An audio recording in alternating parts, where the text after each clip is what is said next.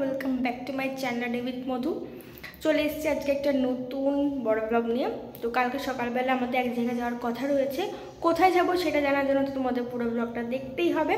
আর এখন বলে রাখছি, তার কারণ সকালবেলা আমি তাড়াহুড়োর মধ্যে ইন্টারভিউ দিতে 100% শিওর ভুলে যাব, সেই কারণে আমি রাত্রিবেলায় তোমাদেরকে জানিয়ে রাখছি। তো আর কি, দেরি না করে পুরো ব্লগটা দেখতে থাকো।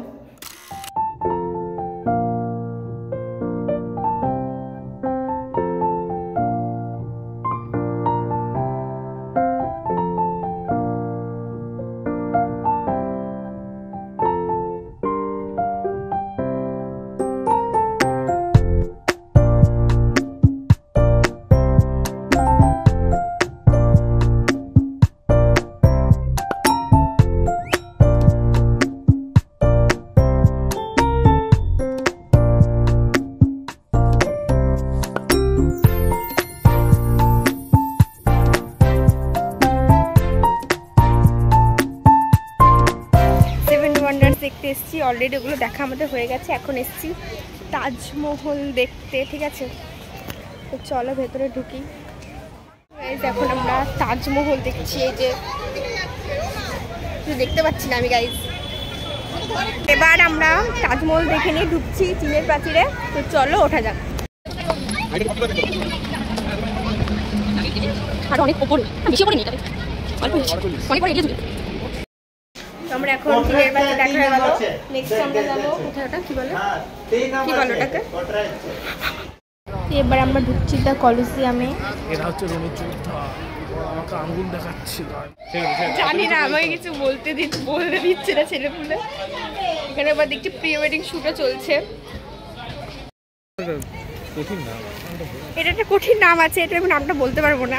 যাই হোক, এখন আমরা এখানে এসেছি, অনেকগুলো রয়েছে। নেক্সট হচ্ছে ক্রাইস্ট অফ রিডিমার, ওখানে আর যাবো না, বেরিয়ে যাবো।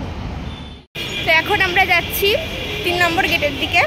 যাই না কোথাতে যেতে হয়, আলতু ফালতু একটা জায়গাতে ঢুকে যাচ্ছি। এই যে ওই চীনের প্রাচীরের পাশে একটা রাস্তা ছিল, ওখান থেকে এখন যাচ্ছি। কত দূর গিয়ে ওঠে দেখি। এখানে গাইস সব এখন পিকনিক করছে। কি কোথায় একটা সেই অনেক কিছু দেখেছিলাম, রাইড ফাইড রয়েছে, মানে চড়ার জিনিস, ওখানে চড়ারে। ওই বাস কাকুর সাথে গিয়ে একটু ক্যাটবিনার খেলে আসি। চ, এখানে ফ্যামিলি নিয়ে পিকনিক হয়, তাই তো? জানি না, এখন আমি কোথায় ঘুরে ঘুরে বেড়াচ্ছি। আমার পা ব্যথা হয়ে গেল, কিন্তু কোনো হ্যাঁ পা ব্যথা হয়ে গেছে।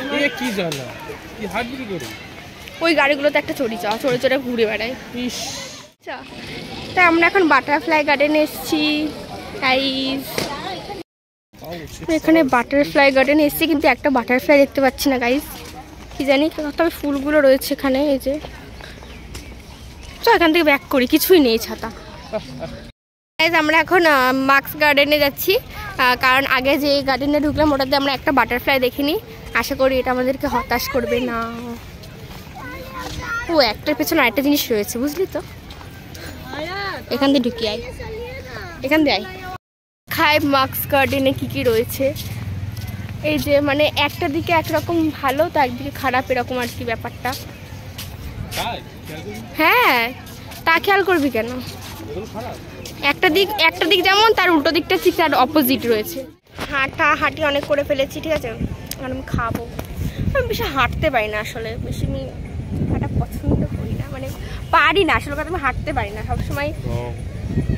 কি করবো গাইজ বলো, বয়স তো হয়েছে। লেস খাচ্ছি গাইজ, এখন লেস খেয়ে নিয়ে তারপর আবার হাঁটা শুরু করবো। আর বেশিক্ষণ থাকবো না।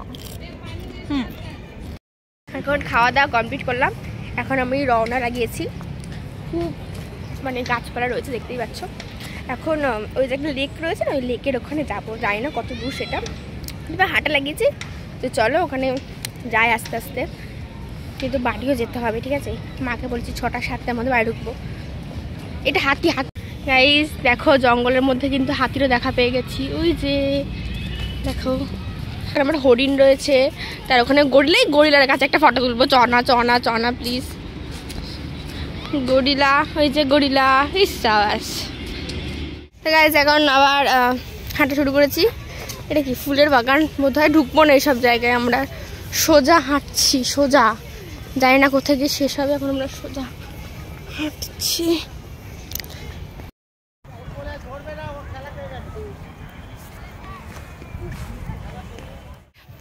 এসে গেছি, এই যে এখানটার ওয়েটই আমরা করছিলাম।